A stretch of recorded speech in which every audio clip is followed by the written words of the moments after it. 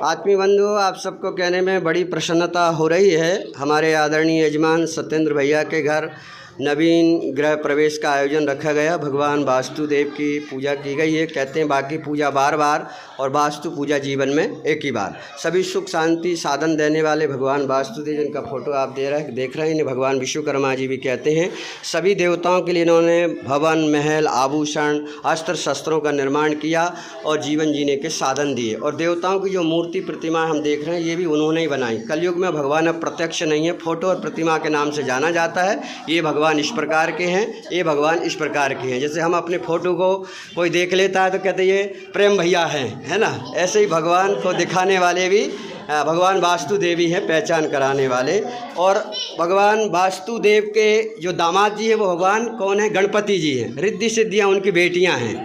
तो भगवान गणपति का भी पूजन बड़ा अच्छा चल रहा है पूरे देश में। और गणपति का स्वरूप कैसा होता है हम देखते हैं। गणपति भगवान की लंबी नाक है, हमारी छोटी छोटी नाक है। बड़ी नाक होने का मतलब क्या है कि समाज में, परिवार में हम ऐसा काम करें, माता पिता को किसी के सामने नीचा ना देखना पड़े। खोटा काम करते हैं तो क्या कहते हैं मम्मी पापा, हमारी बिटिया ना, हमारे बेटे ने समाज में नाक कटवा दी। तो बड़ी नाक होने का भाव हम बड़े काम करें, ऊंचे काम करें। भगवान गणपति के बड़े बड़े कान हैं। बड़े बड़े कान होने का मतलब है सबकी बातों को बड़े कानों से सुने। और उनका बड़ा पेट है। एक बच्चे से पूछा स्कूल में, गणपति का पेट बड़ा क्यों है? वो बोले जल्दी से उठा, पंडित जी गणपति लड्डू खाते डायबिटीज हो गई। गणपति कह रहे हैं बड़ा पेट का मतलब है सबकी बातों को बड़े कानों से सुनो और अपने पेट में रखो, वही इसको पचाओ, बाहर ना निकालो, किसी से लड़ाई झगड़ा ना कराओ। सास की बहू से, बहू की सास से लड़ाई झगड़ा करके घर परिवार को स्वर्ग से नर्क बना देते हैं। और भगवान गणपति के दांत, एक दांत बड़ा है और एक छोटा है। तो हम क्या कहते हैं, खाने के दांत अलग है और दिखाने के दांत अलग है। मतलब कहीं जाओ तो अपने आप को कमजोर मत समझो, अच्छे कपड़े पहन के जाओ, अप टू डेट बन के जाओ। अपने को गरीब दीनहीन किसी को मत बताओ। दीनहीन जब तक हम बताएंगे किसी के सामने तो हमारी कदर नहीं करेगा। कहते बंद मुट्ठी लाख की और खुल गई तो खाक की। गणपति के दांतों का हमें संदेश देता, ज्ञान देता, हमें अपनी व्यवस्था को अपने तक रखना चाहिए।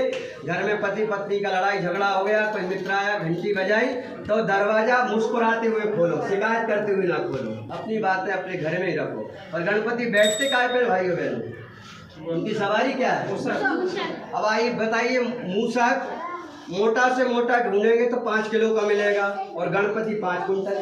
अब 5 कुंटल का वेट, वजन 5 किलो पर रखा जाएगा, उसका तो मसाला निकल पड़ेगा, है ना। तो इसका मतलब क्या है, भगवान गणपति और वेद व्यास जी सारा ज्ञान को लिख रहे हैं। तो गणपति से पूछा आपके मन में इतनी एकाग्रता कैसे है? मैं बोलता रहा, 4 वेद लिखा गए, 18 पुराण लिखा दिए और 6-7 लिखा गए, महाभारत जैसा ग्रंथ लिखा गया। मैं बोलता रहा, मेरे बोलने में देरी हुई, आपके लिखने में देरी नहीं हुई। इतनी एकाग्रता, इतने मन का लगाव कहाँ से प्राप्त हुआ? तो ऊंधर की ओर इशारा की, ये है मेरा गुरु। बोले ये कैसे? बोले ये इसका मन हमारे दिमाग की तरह चंचल होता है। हम जब जो काम करते हैं सोचते कि और है और काम कोई दूसरा करते हैं, सफल नहीं होते हैं। एक समय में एक ही काम करें, ये हमारी सफलता का राज है। ऊंधर के चुप चुप चुप करके नहीं, इधर घुस जाएगा, उधर घुस जाएगा, कपड़े काट देगा, नोट काट देगा, बिस्तर के वस्त्र सब काट देता है, उसका मन चंचल होता है। हमारा मन भी चंचल है, कभी इधर चला गया, कभी उधर चला गया। एक काम करें, एक ही समय में करें, और जो हम काम कर रहे हैं वो हमारा काम दुनिया का सबसे महत्वपूर्ण है। चाहे लोग कुछ भी कहें, लेकिन हमने जो सीखा है वो हम कर रहे हैं, वही हमें महत्वपूर्ण है। हमारे जीवन में उन्नति, सफलता प्राप्त होती चली जाएगी। हमारे बच्चे यही भाव, ये दर्शन करके भगवान गणपति को जीवन में धारण करें और आगे बढ़े। अभी पढ़ाई का समय आप लोगों की एक ही साधना है, 3 घंटा, 4 घंटा, 5 घंटा पढ़ाई करिए। पढ़ाई से दुनिया में बड़ी कोई चीज़ नहीं है। हमारे महापुरुष देश के भीमराव अम्बेडकर कहते हैं, जो शिक्षा रूपी शेरनी का दूध पिएगा वो दहाड़ेगा, और जो शिक्षित नहीं होगा, पढ़ेगा लिखेगा नहीं, दूसरों के साथ हाथ फैलाएगा, गिरा रहेगा, घुटने टेकेगा और अपमानित होता रहेगा। शिक्षा को बढ़ाइए, इस समय शिक्षा का है, आप लोग उससे बर्बाद मत कीजिए। बोलिए श्री कृष्ण कन्हैया लाल की जय। ओम नमः पार्वती।